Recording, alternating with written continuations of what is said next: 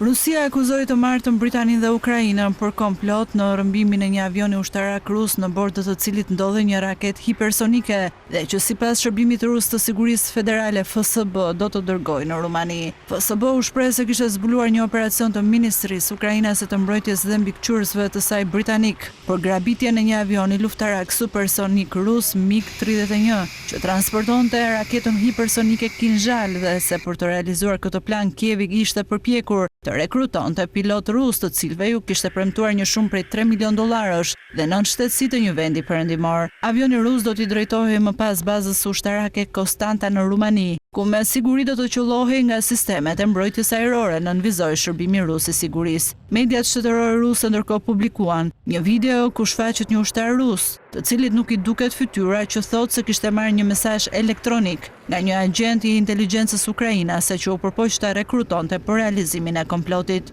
Kjo nuk është hera e parë që Rusia, e cila nisi pushtimin në Ukrainës më shumë se 3 vite më parë, akuzon Kievin dhe aleatët e tij europian për operacione sabotazhi në territorin e saj, shpeshherë pa dhënë prova për të mbështetur akuzat. Por në gusht të 2023-shit, një pilot i një helikopteri rus MI-8 dezertoi drejt Ukrainës në një operacion të drejtuar nga shërbimet e sigurisë së Kievit. Antarët e tjerë të ekuipazhit nuk ishin në dieni të synimeve të pilotit dhe u vranë, ndërsa u përpoqën të arratisashin. Piloti Maksim Kuzminov u gjeti vdekur në Spanjë në shkurt të 2024-s.